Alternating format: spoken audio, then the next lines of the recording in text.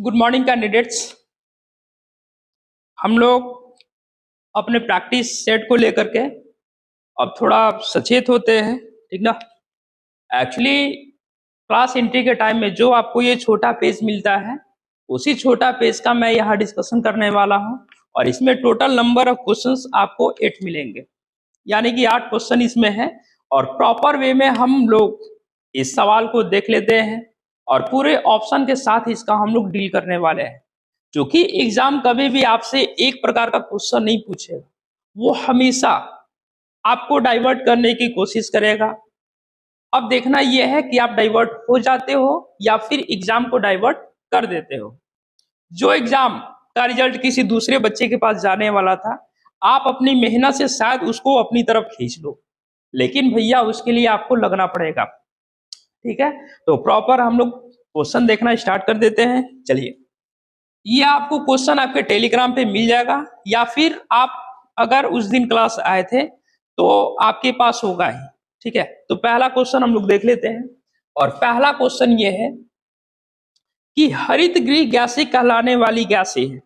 हरितगृह वैसे गैसें जो कि हमारे वायुमंडल के लिए, हमारे पृथ्वी के लिए काफी ज्यादा हानिकारक होती है। वैसे में एक गैसों का समूह है, और इस समूह में आपका ऑप्शन डी जो है वो पूरी तरह फुलफिल कर रहा है। कौन कौन सा है? CFC है, CO2 है, CH4 है, और फिर N2O होना चाहिए। यहां पर गलत लिख दिया है NO2। ठीक है, N2O जिसको हम लोग बोलते हैं नाइट्रस ऑक्साइड। कहीं ना कहीं यह गैस जो है ना, आपको बेहोशी में उपयोग होता है, यानी कि बेहोश करने में उपयोग किया जाता है। आप इस गैस को तो भली भांति समझ पा रहे होंगे, यह हमारा मीथेन गैस है, ये कार्बन डाइऑक्साइड है, और ये सबसे इंपॉर्टेंट गैस CFC जिसको हम लोग बोलते हैं क्लोरोफ्लोरोकार्बन। ठीक है, इसको भी हम लोग देख ले रहे हैं। क्लोरोफ्लोरोकार्बन।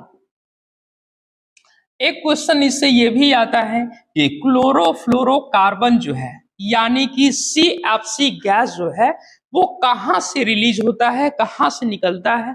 तो हमारे घरों में यूज होने वाली जो फ्रिज है ना, फ्रिज, उसी से निकलता है क्लोरोफ्लोरोकार्बन। एक्चुअली फ्रिज से रिलेटेड एक और भी सवाल आता है और काफी इंपॉर्टेंट है। आप अगर इसका यूज पे ध्यान दीजिएगा तो वो इससे थोड़ा सा हटके है।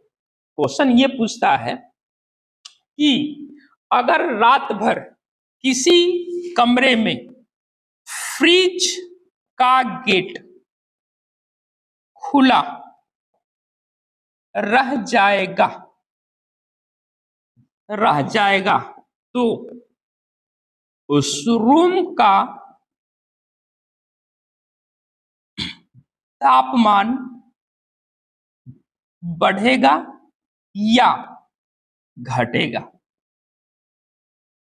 तो कैंडिडेट्स, मैं आपको बता दूं, आपके दिमाग में एक बात चल रही होगी, और ये होगा कि अगर फ्रिज का गेट खुला है तो ठंडी ठंडी हवाएं बहेंगी और पूरा रूम जो है वो ठंडा हो जाएगा। आपका ऐसा कहीं ना कहीं सोच है, लेकिन इसका ठीक विपरीत होता है कि जब हम फ्रिज खोल देते हैं और पूरे रात भर के लिए जब खुला होगा, तो कुछ समय बाद ठंडी हवाएं देने के बावजूद कुछ समय बाद जो होता है वो गर्म हवा देना चालू कर देता है। तो वैसे में उस रूम का जो तापमान है वो क्या होगा? बढ़ जाएगा। ठीक है, ये पहला सवाल था, और पहला सवाल हम लोग लगा चुके हैं, इसका ऑप्शन हो जाएगा डी। अब आते हैं सेकंड की तरफ।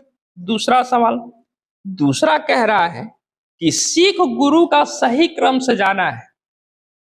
अब सिख गुरु का क्रम सजाने के लिए आपको कहीं ना कहीं सिख धर्म के जितने सारे गुरु हैं उनका एक क्रम, उनका एक जो सिलसिलेवार ढंग से आना था, उनका जो पद था वो आपको कहीं ना कहीं याद होना चाहिए, तभी जाके ये सवाल जो है हमसे लग पाएगा। वैसे में देख लेते हैं कि इस सवाल का सही जवाब है आपका ऑप्शन सी।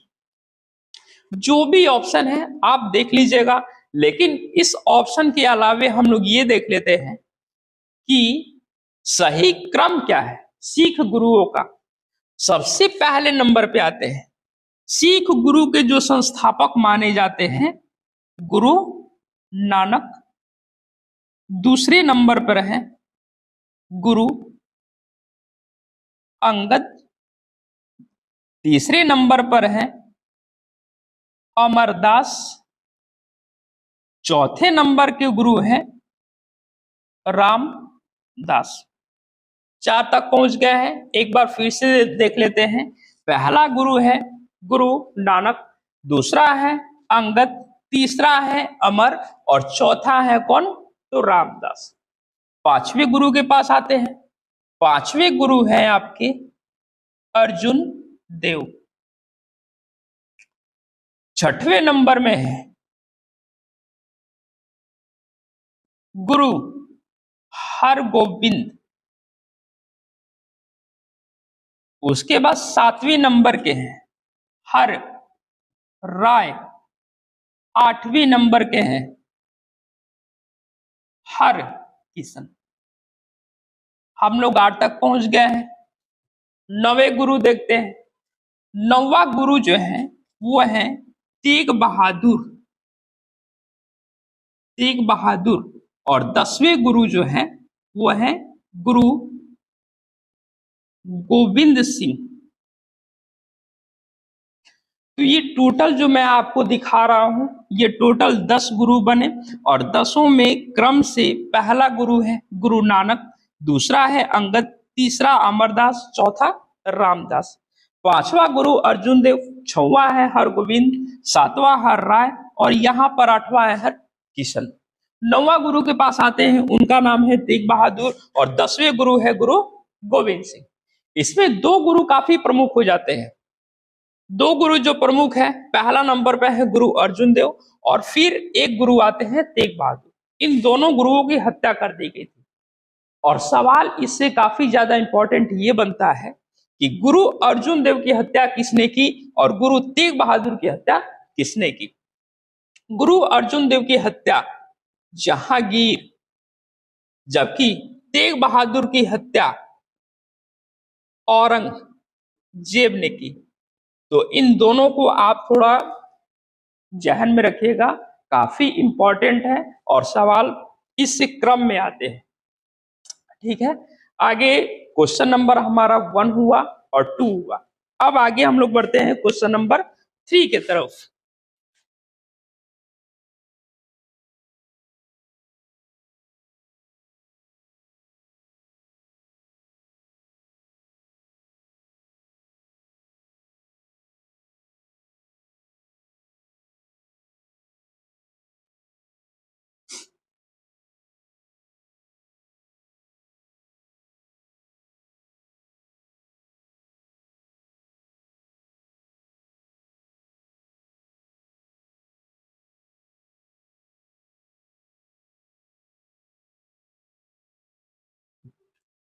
नेक्स्ट आते हैं क्वेश्चन नंबर 3।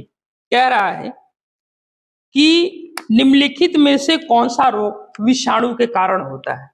आप देख लीजिए, जब भी एग्जाम हुआ है, हर एक एग्जाम में कहीं ना कहीं आपसे सवाल पूछे जाते हैं जीवाणु से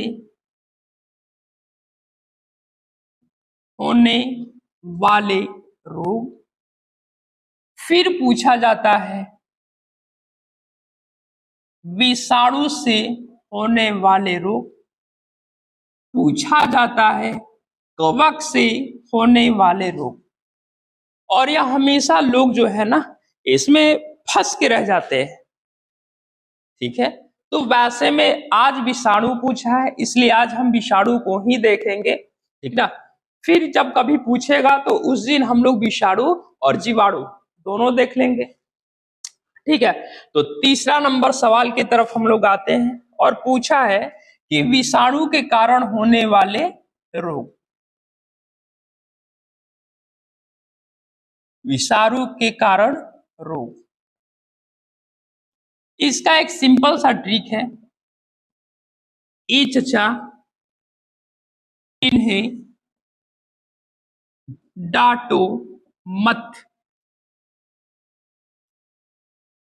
खरे गाल पे छापो। ये एक छोटा सा ट्रिक है। एक्चुअली मैं तो ये नहीं कहूंगा कि आप ट्रिक को ज्यादा यूटिलाइज करें, लेकिन हाँ, अगर आप इसको करते हैं तो एग्जाम में क्या होगा कि कभी कभार जो आपको फंसने का जो सिचुएशन आता है, तो शायद अगर आपके पास एक ट्रिक हो तो ट्रिक के माध्यम से आप तुरंत लगाकर निकल जाइएगा। वैसे में अब सारे शब्दों को हम लोग डिस्कस कर लेते हैं। ए फॉर एड्स, चाचा फॉर चेचक, इने फॉर इन्फ्लुएंजा, डा फॉर डेंगू, टो फॉर ट्रोकोमा, ठीक, मत फॉर मेनिनजाइटिस, मेनिनजाइटिस जो कि मस्तिष्क की बीमारी होती है। सिंपल सा आपका सवाल इससे ये बनता है कि मेनिनजाइटिस शरीर के किस भाग की बीमारी है, तो वो हो जाएगा मस्तिष्क। नेक्स्ट आते हैं, खरा फॉर खसरा, गाल फॉर गलसुआ, पे फॉर पेचिस, छा फॉर छोटी माता, पो फॉर पोलियो, पोलियो। तो इतने सारे रोग ऐसे हैं जो कि कहीं ना कहीं विषाणु से होते हैं, ठीक। तो इस सवाल में आपका सिर्फ एक ही पूछा है कि कौन सा रोग विषाणु से होता है, और अगर आप देखिएगा कि पूरे ऑप्शन में आपका जो ऑप्शन ए है, ऑप्शन ए में लिखा हुआ है चेचक, तो हम लोग इसी पर टिक लगा देंगे, ठीक है। नेक्स्ट आते हैं, फोर्थ नंबर सवाल कह रहा है कि बोवड़ी ओविस का वैज्ञानिक नाम क्या है।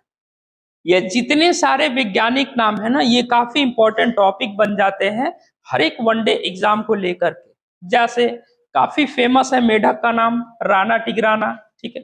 वैसे में इसने एक पूछ लिया है कि बोवड़ी ओविस किसका नाम है, तो इसमें हम लोग ऑप्शन लगा देंगे डी, और वो हो जाएगा क्या चीज, भेड़। भेड़ का जो नाम है वो है बोवड़ी ओविस, ओविस। इसमें और भी ऑप्शन है, जैसे लिखा है भैंस, भैंस का हो जाएगा बुबालस, बुबालस, बुबालिस, बुबालिस।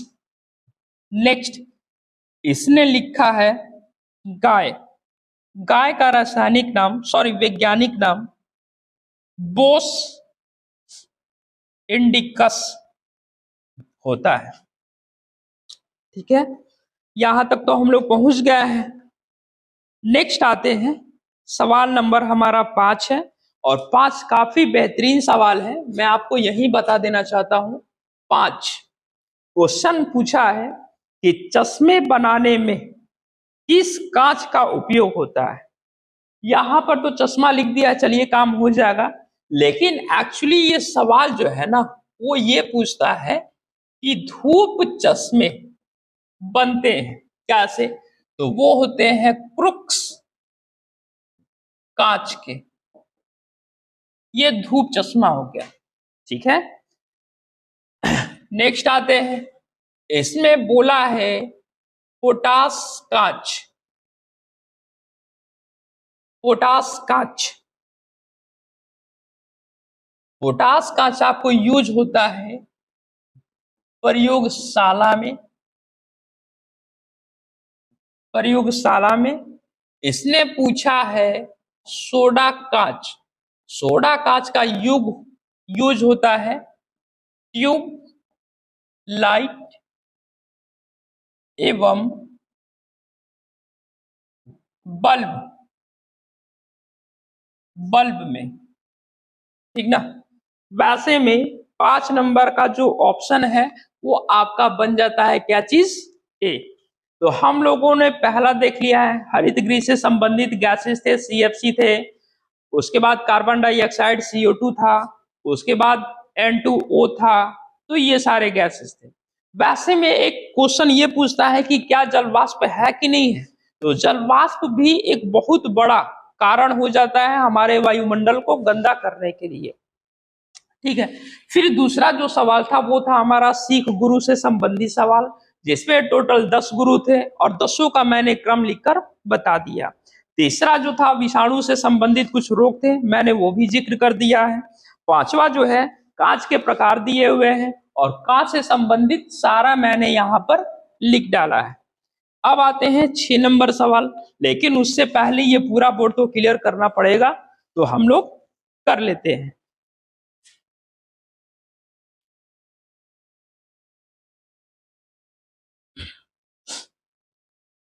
मैं आपको बता दूं कि सिख गुरु का क्रम काफी ज्यादा इंपॉर्टेंट बन जाता है और अगर आप थोड़ा सा दिमाग पे जोर डालिएगा तो अच्छे ढंग से आपको याद भी हो सकता है, ठीक है। पहला हम लोग क्रम में देख लेते हैं। पहले थे गुरु नानक, दूसरा थे अंगद, तीसरे पर अमरदास, चौथे पे रामदास, पांचवें गुरु ठहरे अर्जुन देव, छठवां गुरु है आपके गोविंद, उसके बाद सातवें गुरु हैं हर्राय, आठवें गुरु हैं हरकिशन, नौवां गुरु हो जाएंगे तेग बहादुर और 10वें गुरु हो जाएंगे गुरु गोविंद सिंह। चलिए हमने मिटा भी लिया और एक बार आपका रिवाइज भी करा दिया। नेक्स्ट देखते हैं। नेक्स्ट कह रहा है 6 नंबर सवाल, सूर्य नमस्कार। सूर्य नमस्कार में कितने चरण होते हैं? काफी इंपॉर्टेंट सवाल है और बहुत लोगों का अगर कॉमन सेंस आप लोग जोड़िएगा तो बचपन में हम लोग किए होंगे, ठीक ना। ऑप्शन बी, और ये टोटल 12 चरण होते हैं, 12 चरण। वैसे ही एक सवाल ये भी पूछता है कि महाभारत का युद्ध कितने दिन चला? तो 18 दिन, ठीक ना। आगे बढ़ जाते हैं क्वेश्चन नंबर 7 के तरफ। महाद्वीपीय बहाव सिद्धांत की प्रस्तावना किसने दी? इसका हो जाएगा 7 का ऑप्शन ए, और वो है कौन? Alfred Wegener.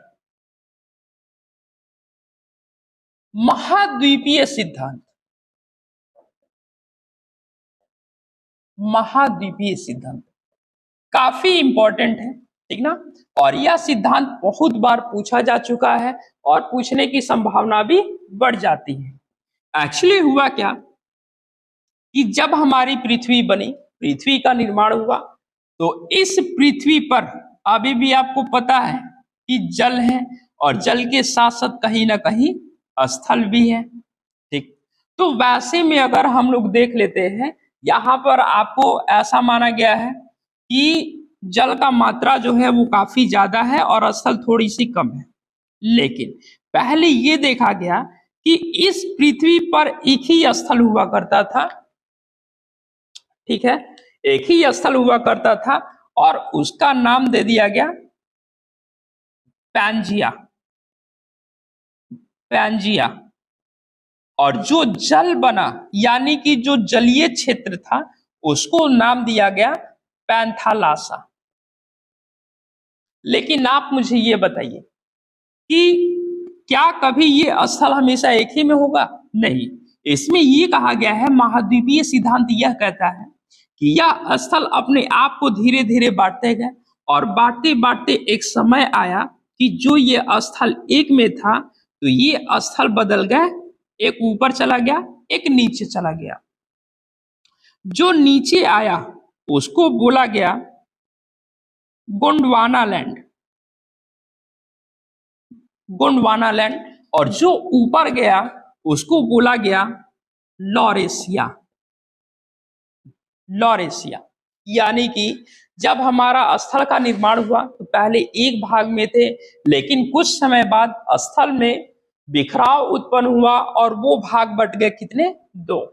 जो एक भाग बटा जो नीचे आया उसको बोला जाता है गोंडवाना लैंड, जो ऊपर गया है लॉरेशिया। यानी कि अगर मैं आपको थोड़ा सा फिगर के माध्यम से बता दूं तो एक भाग आया है यहां पर और दूसरा भाग आया है यहां पर। इसको हम लोग लॉरेशिया नाम दे दिए, इसको नाम दे दिए गोंडवाना। अब सवाल ये पूछता है कि लॉरेशिया के कौन से भाग होंगे और गोंडवाना के कौन कौन से भाग होंगे। ठीक है, वैसे में इसमें आप देख पा रहे हो उत्तरी अमेरिका का पूरा आ जाएगा, यानी कि America, Canada, Norway, Sweden,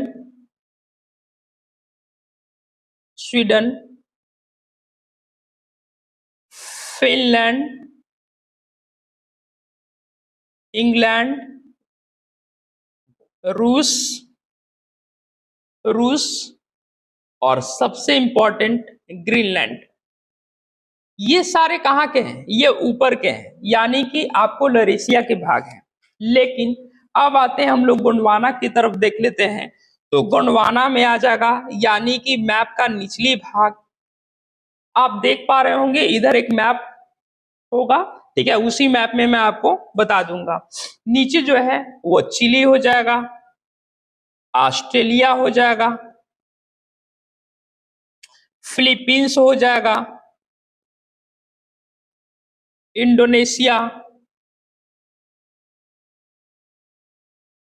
Indonesia और पूछता है कि भारत पहले किसका था? तो ये गोंडवाना का ही भाग है भारत, ठीक ना। तो भारत के हित में इसको हम देखेंगे तो ये काफी इंपॉर्टेंट बन जाता है। एक चीज मैं और बता दूं, ऊपर आर्कटिक है, आर्कटिक लॉरेशिया का भाग है, जबकि अंटार्कटिक ये आपका गोंडवाना का भाग है।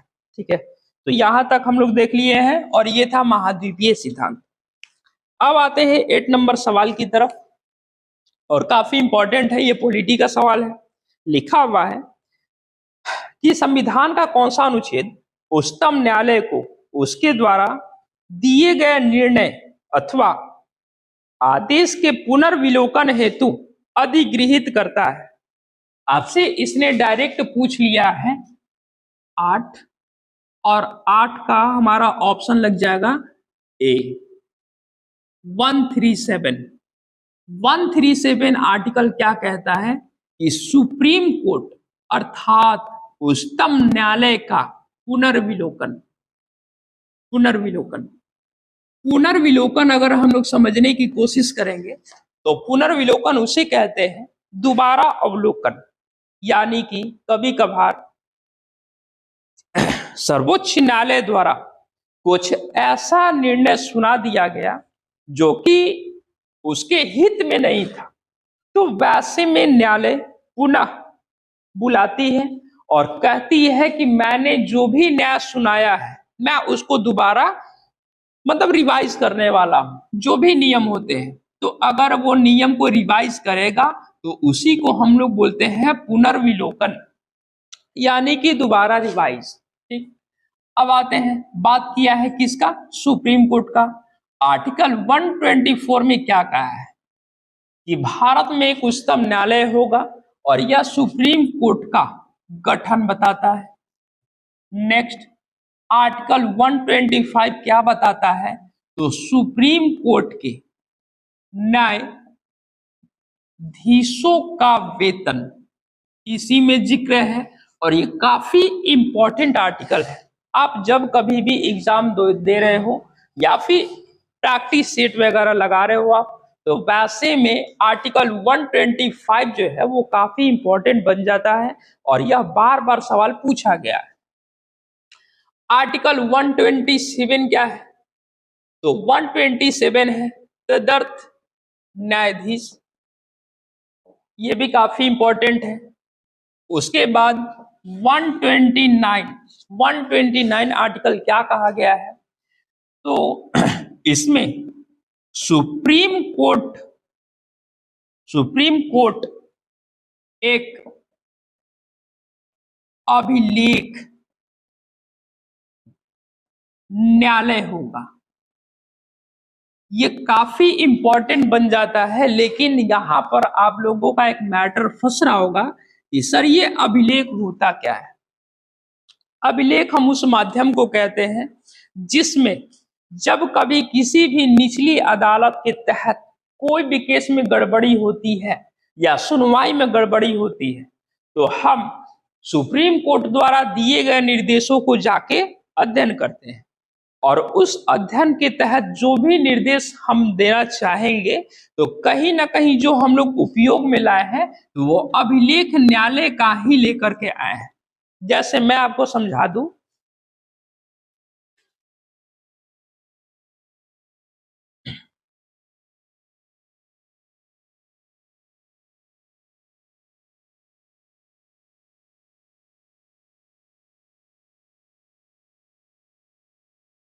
जैसे मैं आपको बता दूं, अभिलेख अभिलेख इसका तात्पर्य यह होता है कि जितने सारे सुप्रीम कोर्ट अपने निर्णय सुनाते हैं, उन सारे निर्णय को हम कहीं ना कहीं रजिस्टर वगैरह में किसी पेन ड्राइव के माध्यम से, किसी सीडी के माध्यम से उसको रख लेते हैं, ताकि अगली बार इस प्रकार के जितने सारे केसेज आए उसमें जो भी निर्णय हो वो पहले केसेस से मैच होने चाहिए, और उसी को हम लोग बोल देते हैं अभिलेख। ठीक है, तो जितने सारे न्यायालय में अगर केस आए और केस का जो भी निर्णय हो वो पिछले निर्णय से मेल करा देते हैं, तो उसी को हम कहीं ना कहीं क्या बोलेंगे, अभिलेख बोल देंगे। यानी कि पहले से लिख कर रखा गया हर एक मैटर को ही क्या बोलेंगे, अभिलेख बोलेंगे। और यह आर्टिकल कितना है, 129। यहां से एक काफी इंपॉर्टेंट आता है आर्टिकल 131। ये क्या है, तो ये है सुप्रीम कोर्ट के प्रारंभिक क्षेत्राधिकार। ठीक ना, ये काफी ज्यादा इंपॉर्टेंट है। इसमें से सबसे ज्यादा इंपॉर्टेंट आपका आर्टिकल 125 है, 127 है, 129 है। ये 3 आर्टिकल काफी ज्यादा इंपॉर्टेंट बन जाते हैं। कहीं ना कहीं सेट के माध्यम से आपको मिला भी होगा पहले। ठीक ना, चलिए यहां तक तो हम लोग देख लिए हैं। क्वेश्चन 8 तक हम लोग देख लिए, और 8 का यहाँ पर ऑप्शन भी मैंने ऑलरेडी लगा दिया है। कितना होगा, 137 होगा। ठीक, तो अगला जो हम लोग का प्रैक्टिस सेट होगा, इसी की ठीक पीछे 30 नंबर प्रैक्टिस सेट है जो कि बच्चों के हाथ में चला गया है। ठीक, तो वैसे में मैं इसका वीडियो हो सके तो कल बना के डाल दूं। ठीक ना, तो आप लोग जो हैं इस पूरे प्रैक्टिस सेट में जितने सारे क्वेश्चन हैं और जितने सारे ऑप्शंस हैं, आप प्लीज उसको थोड़ा सा घर से रिवाइज करके आइएगा, और कहीं ना कहीं 1 महीने के अंदर आप ये देख पाओगे कि जो भी सेट आप लगाओगे उसमें कहीं ना कहीं क्वेश्चन आपको मिलेगा ही मिलेगा। ठीक है, बाकी ऐसे ही क्वेश्चंस के लिए आप बने रहिए इसी यूट्यूब पे। Thank you.